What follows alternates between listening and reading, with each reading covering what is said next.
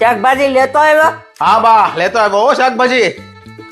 આ લે ભાઈ તારી શાકભાજી. આવું છે શાકભાજી આટલી જ તે મારી પાસેથી શું મંગાવ્યું તું? શાકભાજી. આ તો બસ આમાં બટેકાનું શાક છે અને બાએ મંગાવી હતી ને ઓલી તાંદળિયાની ભાજી. એ ભાજી શાક ને ભાજી બે તો આમાં છે.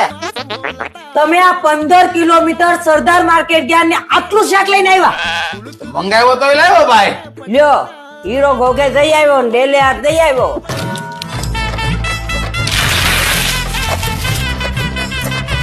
આવું છે તાંદળિયાની ભાજી.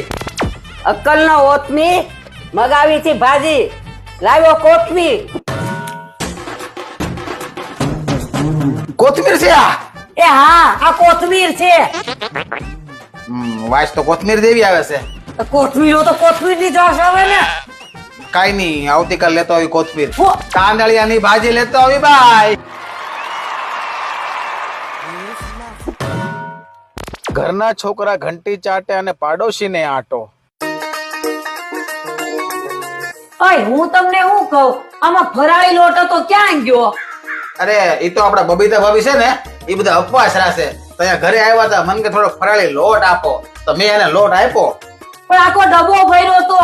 શાસ્ત્રમાં શું લખ્યું છે? પાડોશી પેલો હગો. તો હગાને એટલો લોટ નો આપીએ કે આપણે? પણ આખો ડબ્બો દઈ દીધો. અરે મેં તો ડબ્બો હોતો આપી દીધો તો એને. આ તો હારા કે ડબ્બો પાછો આપી ગયા. તો હવે આપણે ઉપવાસ છે તો હવે આપણે શું કરશું? ઈ તારે જોવાનું, તારો વિષય. આપણે તો સિક્કા પાડી લીધા. જો ઘરના છોકરા ઘંટી સાથે પાડોશી ને આટો. કાઈ નહીં હું લેતો આવું છું 1 કિલો લોટ હમણાં. એ હવે ક્યાંય નહીં મળે આજે. આ તો કાઈ વાંધો નહીં. અપવાસમાં ભૂખા રહેવાનું હોય. નામ અપવાસ નું લે અને ખાય હુંડો ભરી ભરીને. சமைக்கிற பொங்கலே மணக்குது மல்லியப்பூ வாசம் போலத்தான். કુવામાં હોય તો હવેડામાં આવે ને. હે ભગવાન આ છોકરો તો જો.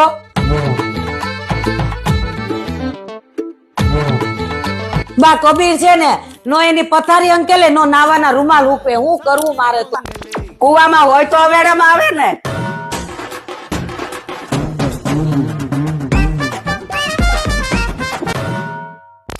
અતિ લોભ એ પાપનું મૂળ. જો બા મેં આ પર્સ છે ને બનાવ્યું જાતે. પછી આના ફોટા પાડીને મેં વોટ્સઅપ માં મૂક્યો ને તો એક બેનપણી નો ફોન આવ્યો કે હું 500 માં લઉં. તો બીજી નો મેસેજ આવ્યો હું 700 માં લઉં. તો મને તેમ થયું કે આ 2500 માં જાય. તો મેં તો મેસેજ કરી દીધો કે મારે તો 2500 સિવાય વેચવું નથી.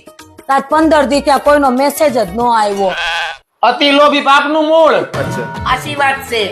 અતિ લોભ પાપનું મૂળ. தடபுடலாகத்தான் சமைக்கிற பொங்கலே. ખાડો ખોદે તે પડે.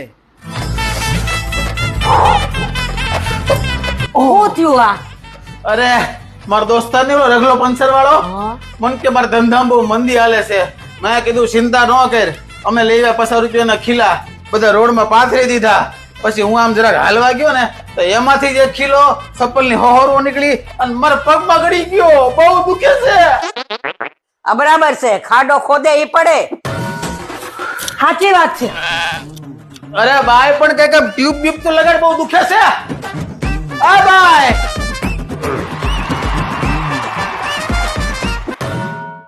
પારકી આશા સદા નિરાશા. હવે તો મને ઓલું ગુજરાતી પિક્ચર જોવા ક્યારે લઈ જાવ છો? અરે આપણે જવાનું જ હતું.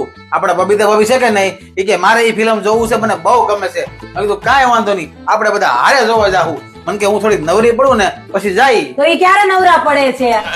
અરે ઈ તો ગઈકાલે નવરા પડી ગયા અને એકલા એકલા ફિલ્મ જોઈ આવ્યા.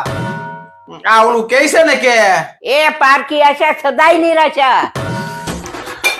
કાંઈ નહીં ભાઈ, આજે આપણે ફિલ્મ જોવા જાહું. જાજો એકલા તમે. તો કાંઈ નહીં, એકલો જાય. થોડાક પૈસા બચશે મારા, બીજું હું. શેરની માથે સવા શેર. મારો ભાઈ તો છે ને 3 લાડવા ઘડીકમાં ખાઈ જાય, ખબર ન પડે. અને મારા કાકાને તો છે ને થાળીમાં 1 અરે 5 લાડવા મૂકવા પડે તો જ એને આમ શાંતિ થાય. મારા પપ્પાને તો 7 લાડવા ન ખાય ને ત્યાં સુધી એને એમ થાય હતી કે મેં લાડવા ખાધા. બોલો બા, તો તમે 15 લાડવા ખાઈ ગયા ને કઈક? ઈ તો મારું ડાયટિંગ ચાલુ છે. બાકી તો 3 લાડવા ખાઈ જાવ ને ઓટકારે નહીં લો.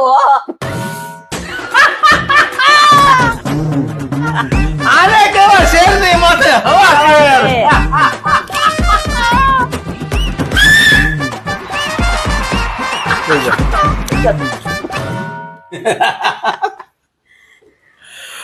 બા હજી એક કહેવત કહો તો હારી. હા.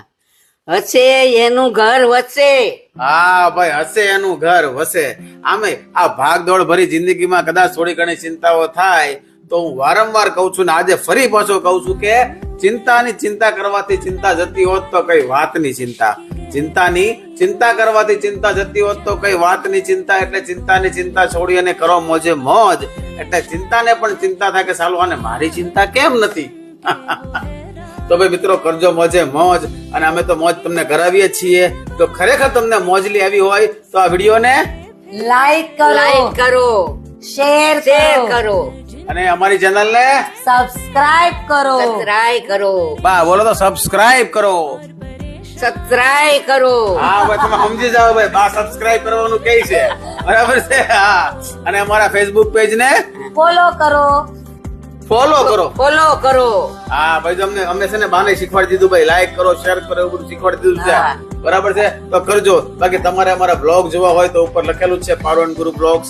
યુટ્યુબ, ફેસબુક ગમે ત્યાં સર્ચ કરજો, તમને અમારા બ્લોગ જોવા મળી જશે. ત્યાંય થોડો સપોર્ટ કરજો, બરાબર.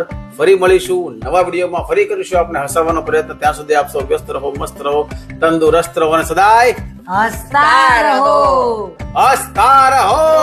તાર હો. इतनी